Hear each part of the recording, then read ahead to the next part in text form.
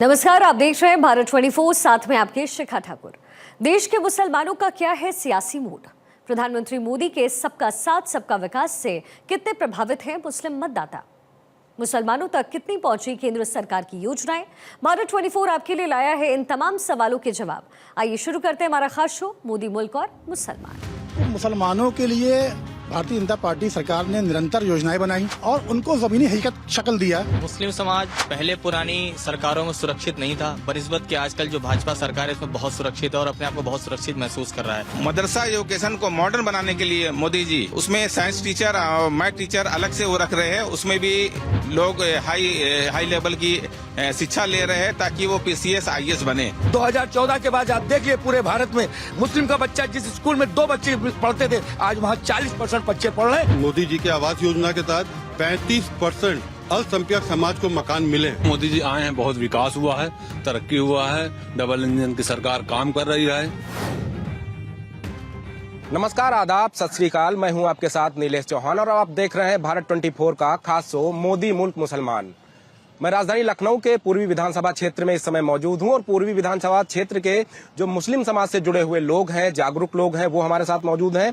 लगातार ये सवाल उठते रहे कि उत्तर प्रदेश की योगी सरकार और केंद्र की मोदी सरकार मुसलमानों को लेकर जो व्यवस्थाएं धरातल पर लागू करने के निर्देश देती है वो व्यवस्थाएं धरातल पर समय पर लागू नहीं हो पाती, जिससे कहीं ना कहीं जो सरकार मुहिम चलाती है कि पसमानदा मुस्लिमों को हम उनका हक दिला सकें, क्या वो वाकई में उनको उनका हक मिल पा रहा है? जो सरकार की योजनाएं चलाई जा रही हैं वो योजनाएं इन तक पहुंच पा रही? उन्हीं तमाम चीजों की जमीनी हकीकत जानने के लिए हम लोग यहाँ पर पहुंचे हैं। सर, सबसे पहले तो आपका भारत 24 पे बहुत स्वागत है। उत्तर प्रदेश में योगी सरकार है और केंद्र में मोदी सरकार है। मुसलमानों को लेकर तमाम भ्रांतियां कही जाती हैं कि उत्तर प्रदेश में मुसलमान सुरक्षित नहीं है, मोदी जी उनके लिए व्यवस्थाएं नहीं करते हैं। पूर्वी विधानसभा खासतौर पर लखनऊ की बात करें तो क्या व्यवस्थाएं दिखी आप?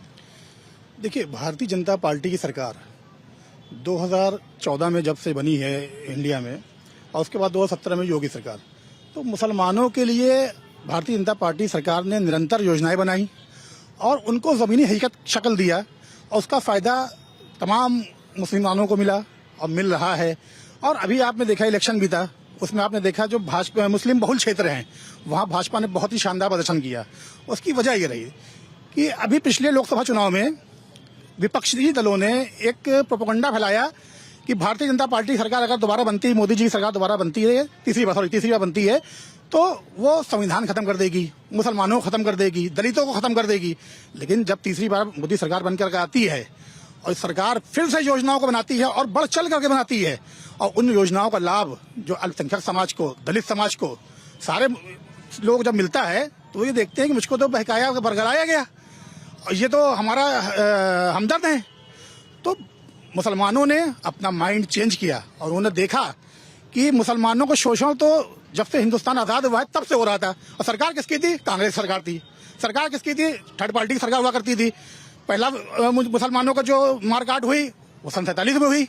उसके बाद से निरंतर, चाहे वो मुरादाबाद दंगा हो या सपा सरकार में मुजफ्फरनगर का दंगा हो, मुसलमानों को सिर्फ मारा काटा गया, मुसलमानों को यूज किया। और मुसलमानों को यूज किया विपक्षी दलों के साथ, उनको दरी बिछाना है, कुर्सियां लगाना है, साफ करना है। इसके ज्यादा भागीदारी कहीं नहीं रही। लेकिन भारतीय जनता पार्टी सरकार ने क्या किया? हमारे प्रधानमंत्री नरेंद्र मोदी जी ने नारा दिया, एक हाथ में लैपटॉप, एक हाथ में कुरान। लैपटॉप और कुरान का मतलब क्या है? कुरान से दीनी तालीम हासिल करो और लैपटॉप से दुनियावी तालीम हासिल करो और आगे बढ़ो। उसका नतीजा क्या हुआ? आज कश्मीर से, जहां हमारा मुस्लिम बहुल क्षेत्र है, वहां से IAS IPS निकल रहे हैं, PCS निकल रहे हैं, पूरे उत्तर प्रदेश से निकल रहे हैं और आगे बढ़ चलोगे। इससे पहले कभी ऐसा नहीं हुआ कि मुसलमानों में इतनी ज्यादा संख्या में साक्षरता आई हो जितनी साक्षरता अब आ गई है। 3 तलाक जैसे मुद्दे को जो कोई हाथ लाना पसंद नहीं करता था, उसको उन्होंने लाए आगे, उस पर लाभ मिला। मुस्लिम बहनों को जो शोषण हो रहा था वो बंद हुआ। तमाम मुद्दे ऐसे हैं जो मुसलमानों के साथ रहे और मुसलमान भाजपा के साथ है। और आप देखिए अभी जो चुनाव हुआ, उपचुनाव, ये तो एक वानगी है। आने वाला 27 भारतीय जनता पार्टी को 90% मुसलमान वोट देगा। लौटेंगे आपके पास। सर, उपचुनाव हुआ है, उपचुनाव में देखा गया कि समाजवादी पार्टी ने कहा कि एक नारों की फौज लगा दी। योगी जी ने कहा कि सबका साथ सबका विकास, बटेंगे तो कटेंगे, ये नारा योगी जी ने दिया और फिर एक के बाद एक तमाम नारे चले। क्या लगता है ये नारे जो हैं वो धरातल पर जनता के ऊपर कितना प्रभाव डालते हैं, खासतौर पर मुस्लिम समाज के ऊपर? उनके उत्थान के लिए सरकारों ने काम किया है या नहीं किया? मुस्लिम समाज पहले पुरानी सरकारों में सुरक्षित नहीं था, बनिस्बत के आजकल जो भाजपा सरकार है इसमें बहुत सुरक्षित है और अपने आप को बहुत सुरक्षित महसूस कर रहा है। और आने वाले टाइम में ये जो हुआ दंगा भाजपा सरकार के टाइम में हुआ है वो भाजपा ने नहीं कराया है, किसी सरकार ने नहीं कराया, वो सिर्फ जो हमारे विरोधी हैं समाजवादी पार्टी के लोग हैं उन लोगों ने कराया है। जो कांग्रेस के लोग हैं उन्होंने कराया है, कराते वो हैं, डालते दूसरों के ऊपर हैं। बहुत अच्छा संविधान चल रहा है, बहुत अच्छे से सरकार में लोग रह रहे हैं। यहाँ पे 3 तलाक का मुद्दा भी खत्म किया गया। मुसलमान अपने आप को बहुत सुरक्षित महसूस कर रहा है। इस समय में मुसलमान अपने आप को बहुत ही सुरक्षा के दायरे में महसूस कर रहा है। मुसलमान नमाज समय से पढ़ पा रहा है, इनके कारण मस्जिदों में अजान टाइम से हो पा रही है। इसलिए हम आभारी हैं आदरणीय भाजपा पार्टी के आदरणीय मोदी जी के। इस सरकार में मुसलमान बहुत सुरक्षित है और आने वाले टाइम में जब 2027 में दोबारा सरकार या आने वाले टाइम में सरकार भारतीय जनता पार्टी की बनने वाली है और बनेगी, पूर्ण बहुमत से बनेगी, सरकार चली और चली रहेगी। इससे विरोधी परास्त हो रहे हैं, विरोधियों के अंदर बहुत ही भय व्याप्त है, इसीलिए वो दंगा नामक जो है ये उद्रण फैलवा रहे हैं। धन्यवाद। आपसे जानना चाहेंगे कि सरकार लगातार कह रही है कि हम मुस्लिम समाज को मकान देने का काम करते हैं, प्रधानमंत्री आवास देने का काम करते हैं, सच्चाई है इसमें? बिल्कुल सच्चाई है। सभी को सारी योजना मिली है, जितनी भी योजना आती है उसमें कोई भेदभाव नहीं है और सबको बराबर का हिस्सा, सबका साथ सबका विकास। मोदी जी ने ये नारा लगाया है और वो सब सारी योजनाएं सबके लिए है और उसका उपलब्धि का फायदा सब उठा रहे हैं, चाहे वो हिंदू हो, मुस्लिम हो, सिख, ईसाई। मोदी जी के जितनी भी योजनाएं हैं सारे लोगों को मिल रही है। विधानसभा की बात करें तो यहाँ पर भी आपने भारतीय जनता पार्टी के उम्मीदवारों को जिताया है, राजनाथ सिंह को जिताया है। जिताने का कारण क्या रहा है? क्या वाकई में दोनों सरकारें, चाहे वो उत्तर प्रदेश सरकार हो, केंद्र सरकार हो, आप लोगों के लिए काम कर रही है? माननीय राजनाथ सिंह जो है सबका साथ, सबका विकास, सबका सम्मान लेके चलते हैं। कभी वो कोई ऐसी बात नहीं करते हैं स्टेज के ऊपर या कहीं भी जो किसी के दुख दे या किसी का दुख का कारण बने। हमेशा उन्होंने सबको साथ और सबको गले लगा के चला। इसी कारण वो भारी अंतर के वोटों से विजयी हुए और उम्मीद है कि आगे वो इसी तरह विजयी होते रहेंगे। सर, लखनऊ को लेकर कहा जाता है कि लखनऊ जो है वो नवाबों की नगरी है, गंगा जमुनी तहजीब यहाँ रहती है। अगर बड़ा मंगल होता है तो हिंदू मुस्लिम साथ में मिलकर प्रसाद बांटते हैं, ईद आती है तो ईद को भी साथ में मिलकर जश्न मनाते हैं। तो नवाबों की नगरी की खास तौर पर बात करें तो मुस्लिम समाज के उत्थान के लिए सरकारों ने क्या कुछ काम किया, क्या दिखाई दिया? देखिए, सरकार की जो भी योजनाएं हैं, या भारत सरकार की हो या राज्य सरकार की, वो धरातल पे आई है। मैं आपकी जानकारी के लिए बताना चाहता हूँ कि लगभग 29% लोग जो अल्पसंख्यक समाज के, मुस्लिम समाज के लोग हैं, लाभान्वित है योजनाओं से। चाहे वो मकान की योजना हो, चाहे वो राशन की हो, चाहे सर्व शिक्षा अभियान हो, या किसी मामले में जो भी स्कीम चली है भारत सरकार की, राज्य सरकार की, तो 29% लोग भागीदार है उसमें। और योजनाएं जो भी धरातल पे आती है उसमें ये लिख के नहीं आता कि इस धर्म के लिए, इस जात के लिए। वो बराबर का भागीदार है, समाज के सारे लोगों को फायदा मिलता है, दबे कुचले लोग को जो फायदा मिलता है। तो यही सरकार का एजेंडा है कि अंतिम छोर पे जो व्यक्ति है, गरीब से गरीब व्यक्ति, उस पर कैसे लाभ पहुंचे, चाहे वो किसी धर्म जात मजहब का हो, ये नहीं देखती है।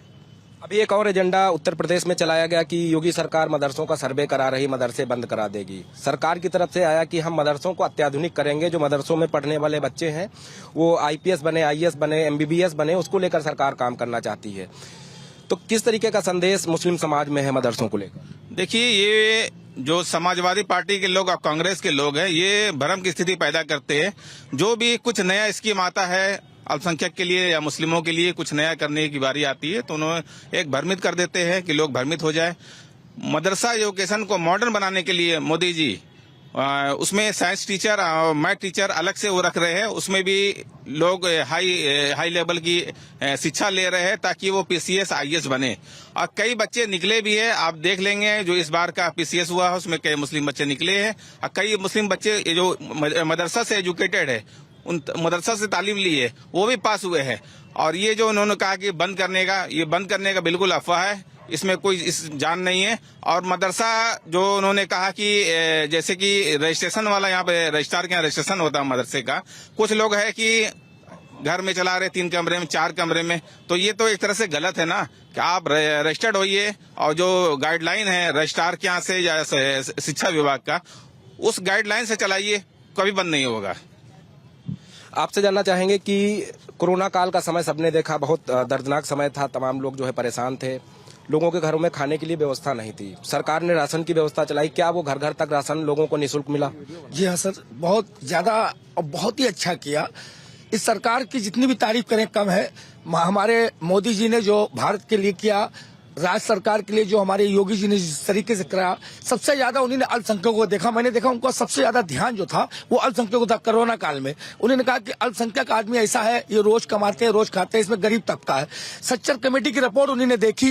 कांग्रेस की सरकार 70 सालों में जिस तरीके से सच्चर कमेटी की रिपोर्ट आई, हमारे भारत के अंदर हम एससी से भी पीछे रखा हमको कांग्रेस ने, हमको जाहिल रखा। उन्होंने कहा नहीं, इनको शिक्षित बनाना है। ये हमारे मोदी जी की देन है। 2014 के बाद आप देखिए पूरे भारत में मुस्लिम का बच्चा जिस स्कूल में 2 बच्चे पढ़ते थे, आज वहां 40% बच्चे पढ़ रहे हैं। ये मुस्लिम बच्चे पढ़ रहे हैं। ये मोदी जी की देन है, ये माननीय योगी जी की देन है। आज भारत के अंदर जिस तरीके से एक लूट मचाए हुए हैं ये कांग्रेसी विपक्ष के जितने लोग पार्टी के हैं, अभी आपने देखा होगा अवैसी जी की पार्टी आई और यहाँ पे समाजवादी पार्टी है, कांग्रेस पार्टी है, ये जितनी पार्टियां हैं ये सबको मुसलमानों का वोट अपनी तरफ करने के लिए, आकर्षित करने के लिए ये भारत सरकार के, भारतीय जनता पार्टी का डर दिखाते हैं कि देखिए शेर आया, शेर आया। हम ये कहना चाहता हूं कि भारत का शेर अगर कोई है तो मेरा मोदी जी शेर है और शेर है और शेर रहेगा जब तक कि ये देश के अंदर इस तरीके से ये धर्म फैलाने वाले लोग हैं।